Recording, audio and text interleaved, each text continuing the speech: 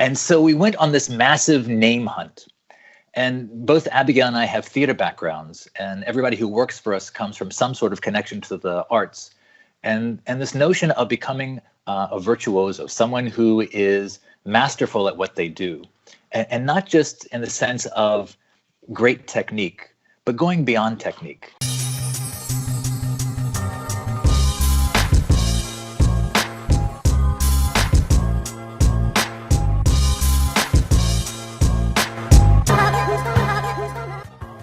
Are you ready? Let's start. I am. Let's start. Let's go. I think I wanted to bring you to the show for at least like a couple of months, and you're always very busy. So first of all, thank you. First off, I'm glad to be here.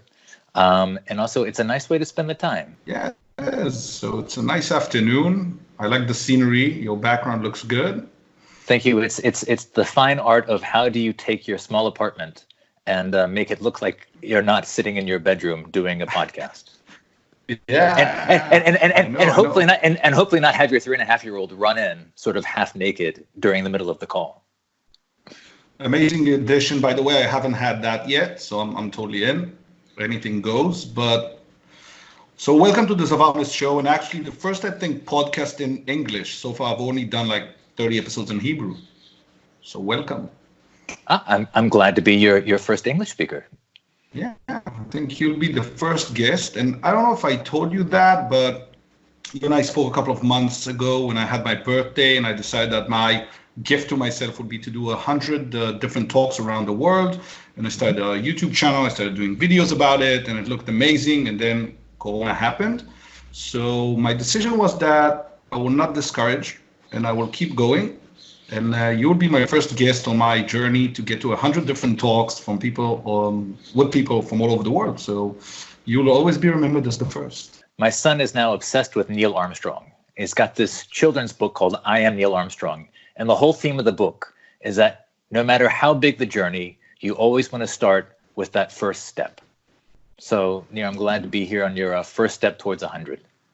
Thank you. So the show is called Zavaroness, and it's about giving some value and helping people find out one thing, one trick, one hack they can take with them from this conversation and use it in their everyday life and their businesses. And I think Corona has made a lot of different changes into our lives.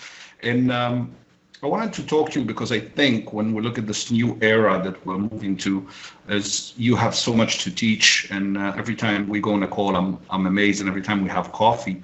So I think the best start is to give our audience a quick review of who you are, and we usually do a 60-second elevator pitch. So. Oh, okay. Sure. So my name is Michael Waits. I was born in the States in a small city called Savannah, Georgia, which for those of you who may have read Midnight in the Garden of Good and Evil or seen many movies, it's a beautiful place to grow up, but not the most exciting place to live. At least it wasn't when I was growing up.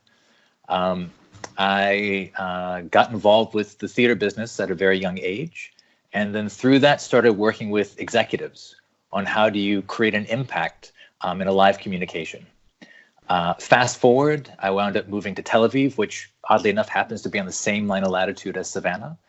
Now living with my life partner and our 3.5-year-old son, and I work with founders, executives, and interesting people all over the world about how we do this better in meetings and conferences and talks. I have a company that I co-founded here. There's 7 of us. And it's a great excuse to have fascinating conversations with interesting people. So your company is called? Oh, right. That, yes. small details. Small details. You know, we're so used to putting our clients at the front of it that we really don't like to speak about ourselves very much. But the company is called Virtuozzo. Did you come up with that name? That's an interesting story. So my partner Abigail and I opened up what would become Virtuozzo back here in Tel Aviv back in around 2009. And back then we were just mainly known as Michael and Abigail. And around that time, there was the first TEDx here in Tel Aviv, actually one of the first TEDx's in the world. And at that TEDx was Bruno Giussani, who was TED's global director. And we met Bruno and got on great with him.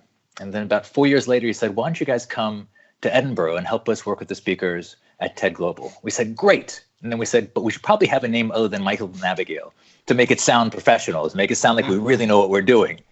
And so we went on this massive name hunt. And both Abigail and I have theater backgrounds, and everybody who works for us comes from some sort of connection to the arts.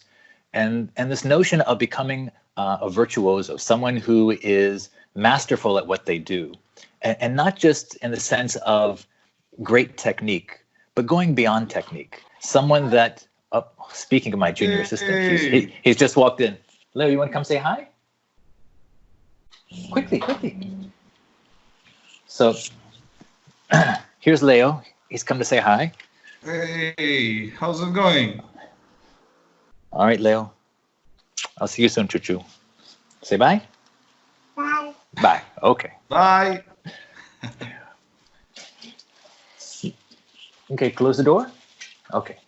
So our notion was, how do you help someone master techniques so well that they can forget about them, that they can be able to have it be as if part of themselves? You know, when you watch Picasso paint, he doesn't, hold on just a second. Leo, can you close the door, Choo-Choo? I'll come play with you soon. Okay, close the door. Thank you. So I'm now waiting for him to bring in other stuff, but hopefully. Yeah, I have to tell you, I love this new concept of home podcasting on video. Everything becomes just a bit more interesting. It does, and it's like I think a few years ago when they had BBC Dad, who was giving, I think he was even a Wikistrat expert. He was giving this interview, and the kids walk in, and he's trying to pretend like they're not there. And then a few years later was BBC Mom, who, no matter what came her way, she was just sort of disarming bombs, feeding children, helping her husband find her sock. But I think that comes to the core of what it means to be a virtuoso at something. That no matter what life throws at you, no matter what tools you have at your disposal, you can always have an impact that you want to have. So that's where the name really came from. How do we help people do communication, speak about their ideas as flawlessly and effortlessly as you see Picasso painting with a paintbrush? Yeah, I think that'd be, when you look at it, when I first met you and Abigail and your company on what you guys do, I think the main feeling I got was, I wish I would have met you guys 10 years ago and joined your company. That was the impact I first had of what you guys actually do and how you do it. And moving forward to Corona days, I think everybody needs to be a bit more of a talent or being able to present themselves on video now, right? Absolutely. I think it's more about, what we always say is we want the best version of you, the version of you that we get over coffee or tea or a drink or something, when you're not thinking about anything else, but you're just so engrossed in what you're talking about. You're so passionate about the story or this thing that you just found out or this thing that you've been thinking about. How do you do that in a high-stakes situation? And when we come to the age of Corona and there's so many video calls, I think video calls are probably one of the most unnatural, sort of weird things that we do, because it's sort of the worst of both worlds. I come from theater, and the difference between acting on stage and acting on the camera is that on stage you can make a lot more mistakes. You can do a lot more things that you can kind of get away with, but on camera, the camera picks up everything, every little detail, every little muscle, every little thought that you have, the camera picks it up. And so now you've got the whole world on camera. And I think for many people, go ahead. Yeah, no, when you say that, and now when you guys work with TED speakers on a global level, and a lot of that becomes now over the past, decade or so, it was also filmed, was on YouTube, was on the TED main website, and so on. Did that change the way you teach people? So you're not on stage anymore, but they need to prepare for videos? That's an interesting question here, because it's when we work with a lot of our speakers for TED, most of that prep is done virtually, usually via Zoom. And the trick is how do you create that warmth and connection via this platform?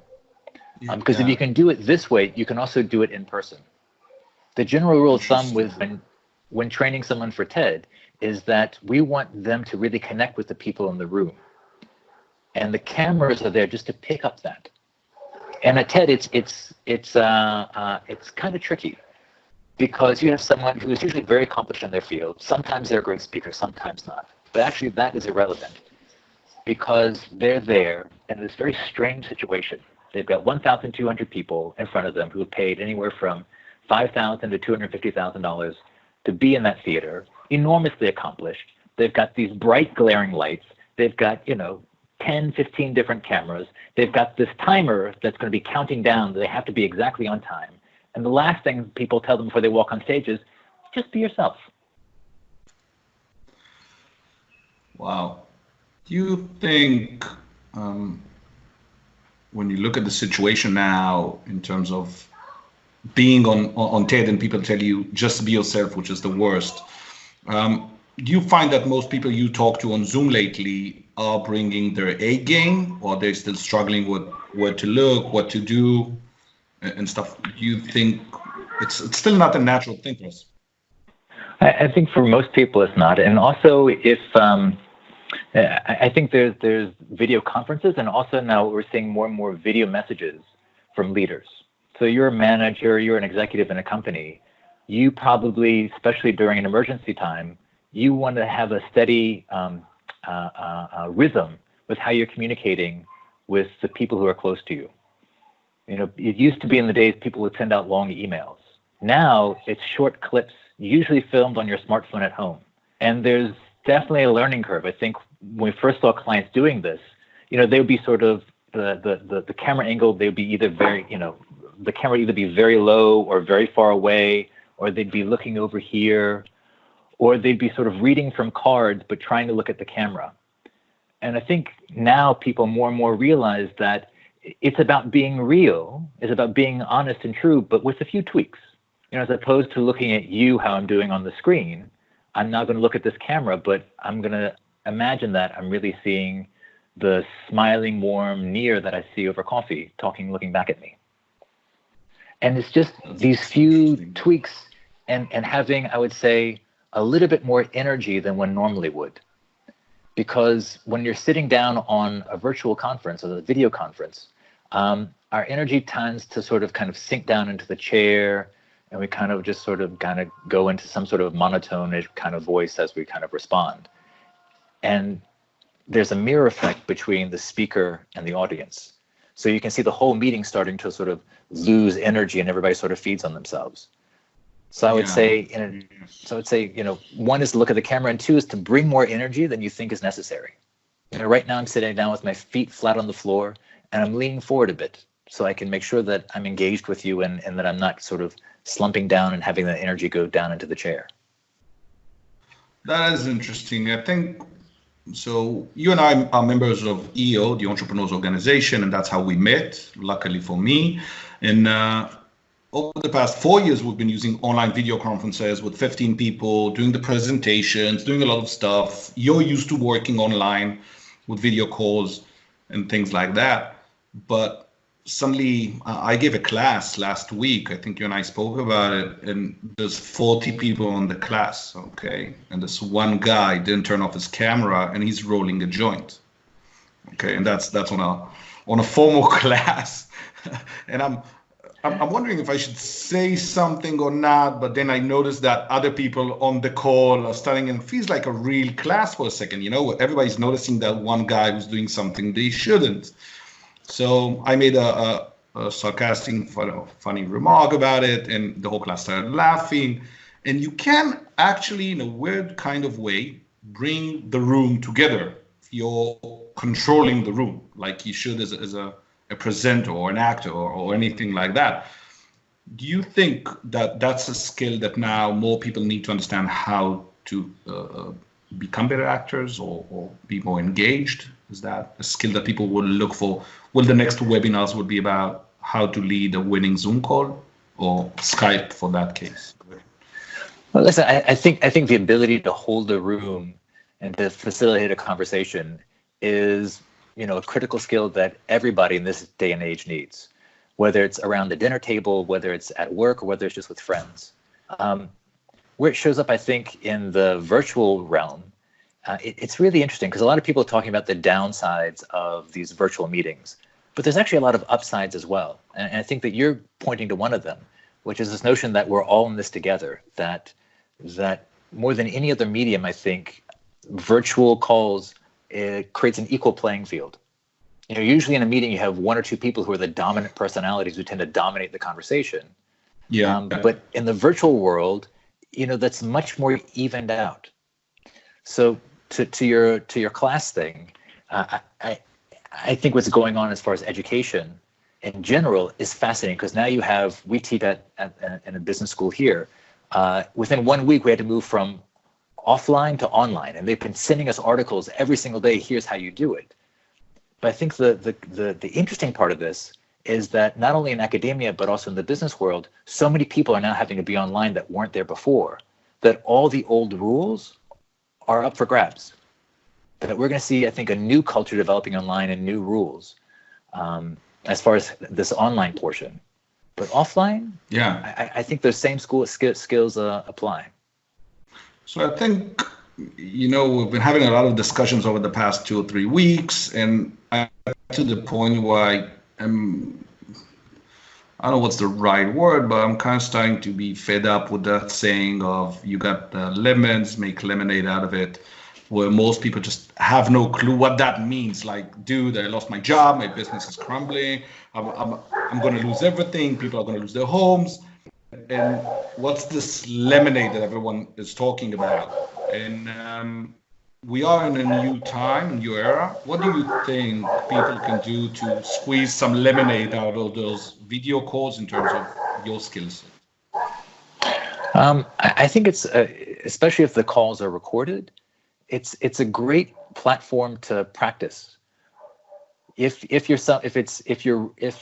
you're running the meeting, it's a great time to practice setting up ground rules at the beginning, doing housekeeping, experimenting with which different ones will work. It's a great way to experiment with your leadership and how you facilitate and how you give airtime to people, how you find those who may not be speaking so much and bring them into the conversation, how you use things that we don't have in the physical world like chat. And if you're in the meeting itself, it's a great time for you to practice using stories and examples to back up the points that you want to make. Storytelling is a key factor. I think so. I mean, coming back to what Ted has shown us is that if you have a strong enough story, and if you tell it in a way that is really meaningful to you, you can hold an audience's attention for a long time online.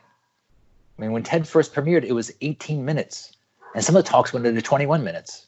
And a lot of people watched those all the way through. They had all the cat videos on YouTube at their disposal, but they chose to stay with that one speaker because they found what they were saying so engaging. Not just because not just because they're charismatic, the speaker, but also because they use stories and examples. They connect with their body and their voice. There's sort of this I don't even, I lost my train of thought. I think, you know, I started watching TED on the main website when they just released it. I don't know, this was probably 2007, I think, 6, that they started launching the talks a couple of months after they were presented, and they started to launch that on their website. And I remember sometimes when I wanted to watch it, I had to wait like 20 minutes for the movie to download. There was no live streaming in that. The bandwidth was not there yet.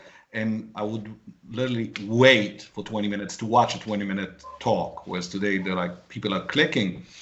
But going back to storytelling, I think if you're the kind of person who can sit in a bar or can engage your employees or talk to your friends in an engaging way, if you can maybe understand what are those small things you do and bring them into the calls and become that storyteller on a virtual platform, what are the few Let's take 2 or 3 tips that you've seen over the last couple of months. I think we can use.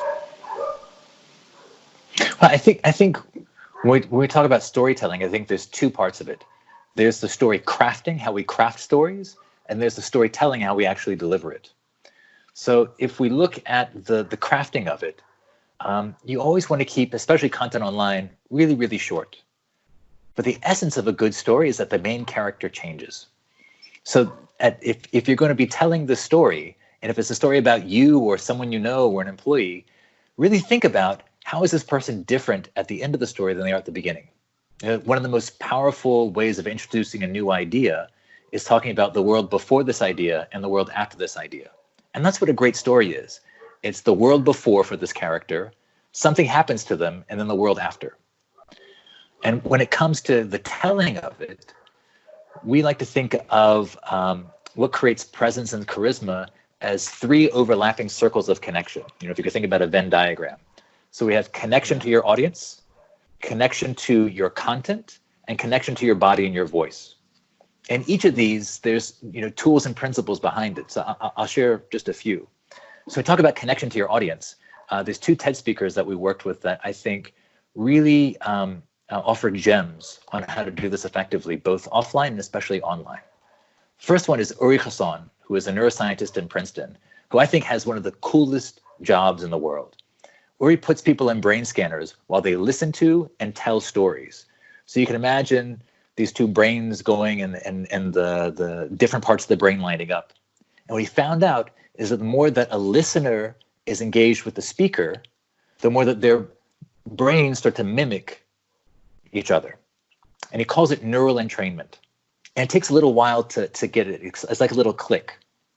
And online, you can feel that, where before you dive into the business stuff, all that sort of chit chat about how was your week, how's the weather, how's it going, how's your quarantine going, that's not needless, useless stuff. It's actually helping us start to get in line and get in sync.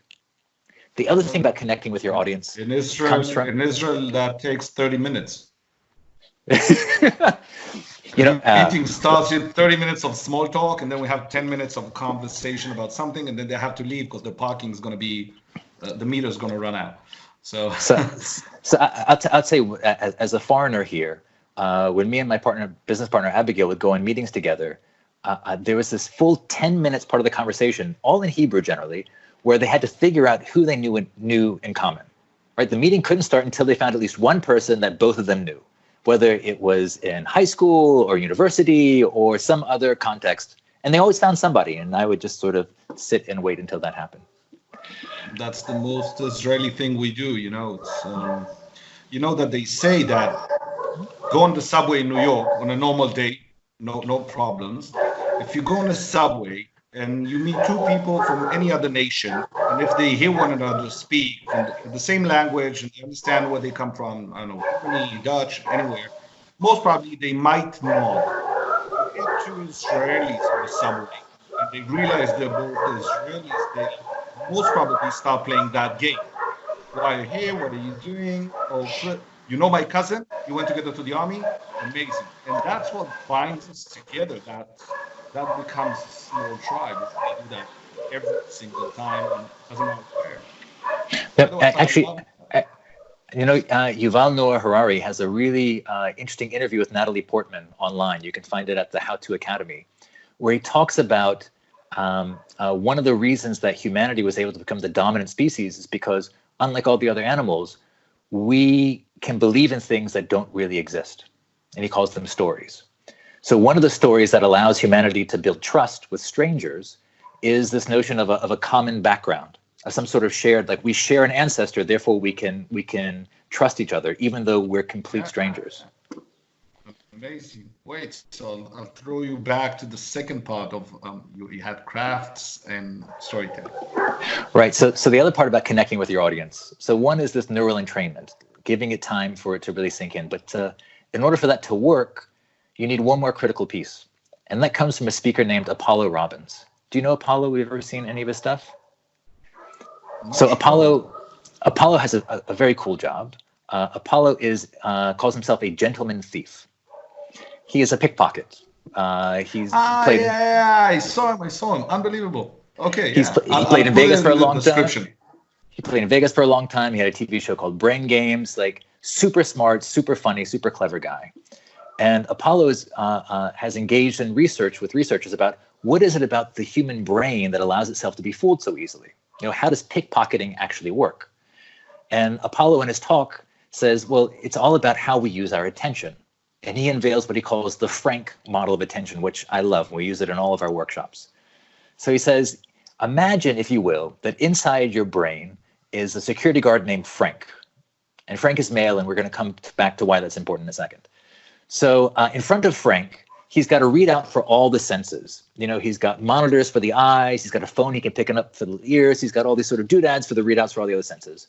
And then behind him is a whole bunch of filing cabinets where he stores information. That's where the memories are.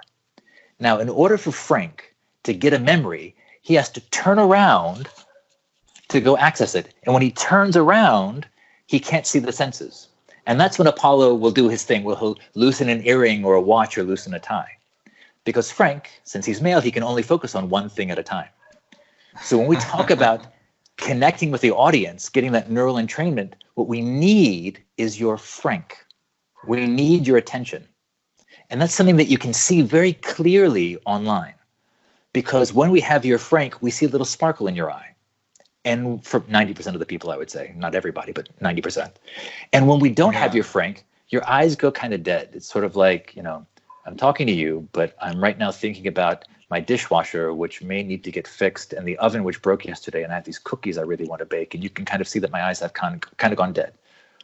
So we talk about the audience. That's what we're really talking about, connecting with them. Same is true for body and voice. Same is true for content. I think when you said that, the only thing I could revert to is when I used to teach sales. So I don't know if you know this, I used to sell snowboards in Israel. So it's like dead hot summer, and people were selling snowboards and flip-flops and shorts, and selling the dream of how the snowboard would feel when you're on a mountain in France or in Austria, and it's cold and it's fun and you're having fun and it's unbelievable.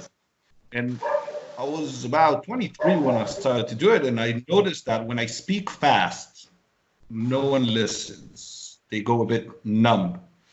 And then you can basically plant the ideas of what you want to do. And then at a certain point, you'd show them the gear, and when you touch something and they touch it, they snapped out of it, and the only thing they can remember is they want this. And now you stand next to them, and together you debate about why this was the right decision. So it's not about selling, it's about telling the story about how this board will feel in that situation. And that person went from summer in Israel, top of the mountain in France, in like 20-minute sail. And I noticed So I have a question about that. So when you would be talking to them, what kind of stuff would you be telling them? What kind of content were you using? So I learned every single data I could about the industry. So for example, I learned all the metrics about every single board. So that created a situation where I need to give you a huge amount of information quite quickly, involving a lot of numbers. I remember there's a lot of acronyms about it, and there's some stuff about 3-letter about, I don't know, wood, plastics, and all sorts of stuff. I remember when I would speak fast enough, I could just throw in different stuff from sports cars, and they wouldn't even notice. So it's an amazing board, when you look at the layers, the GTI concept or the WRX concept, and he would not even notice. It's fast enough. Certain points just need to make sure you emphasize things you want to emphasize. How does that board make you feel? How will it make you feel that slow? When I went to that vacation, I felt kind of like how you're going to feel now. And again, it's about talking fast and planting in the feelings you will have if you make the right decision. So how can you not make the right decision? You want to feel like that. So Nir, I like how you attribute it to you speaking fast, because you mentioned it a whole bunch of times. But even as you're telling me the story, there's other things that you're doing that I'm not even sure that you're aware of that also make you really compelling. So for example, how much did you love putting this pitch together, doing all the research, finding all the data, finding all the different materials, watching all the sports, bringing in that stuff? I think for me, that's when a passion and your hobby become your work. I didn't mind if it took me 8 hours a day. I wanted to read as much as I could. You want to devour every piece of content or information you can find. Yeah. And when you were telling the story, how much did you love sharing this information with other people? I did it for about 7 years, 12 hours every day, 7 days. So at a certain point, I sold to about 60% of the snowboarding audience in Israel. Like I single-handedly met most of them. Yeah. So that's how much I love telling that story over and over. And when you would tell the story, would you be as animated as we saw you get just now when you're talking about the materials and the data points and throwing in sports? Yeah, it's part of passion. And how much would you be watching the other person as you were doing this, to watch their reactions and to see if they were with you or not?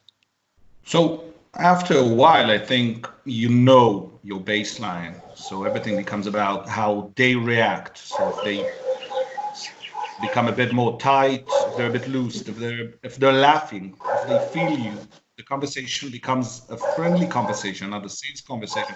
It's all about the audience. It's all about the customer. So I can give you a nice example about that. I was in Germany last year. I was asked to give a talk to about 20 startups.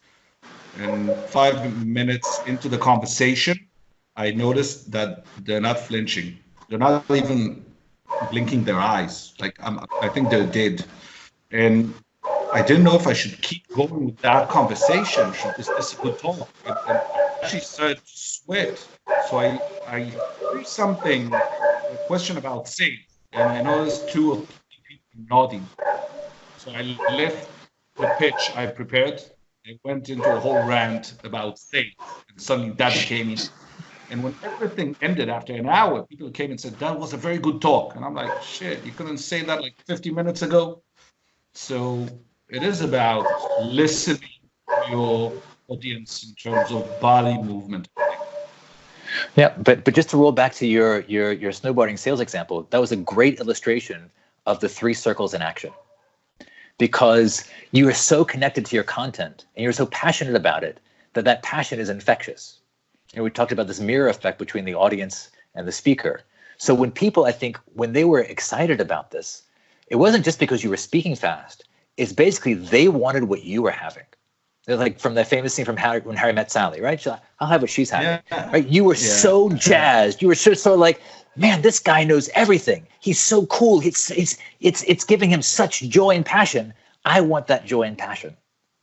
And I have a feeling that's why they were just like, Nir, whatever you're selling, I'm buying. So how do we, I think a lot of people are now looking at what they've done over the past couple of years and rethinking or reimagining how their life should be or could be. And some of them are now realizing that their jobs are not their passion, that they're not happy about what they did and stuff like that. Do you think it's a good time to reflect and think back and try and find your passion again for some people? I think it's always a good time to reflect. I think one of the things that makes humans so remarkable is our ability to reflect. We're the only that we know of creature that can look at what we've done and then think about it and think about why we did it and if we're happy with the result and what we would do different. And this power of reflection is a superpower. But I think there's a trap with thinking that we have to do what we're passionate about as a profession. There's some people who, they feel like that's the only thing they can do. But research shows that for the vast majority of people, that's not it. For them, it's finding something that they can get better at, that requires effort, and that they can see progress and feel like they're going to get rewarded for that effort inside of it. So I think that, I love that. 10 years ago or 15 years ago, the career advice was go follow your passion and the money will follow. Well, it turns out that that's pretty not good advice.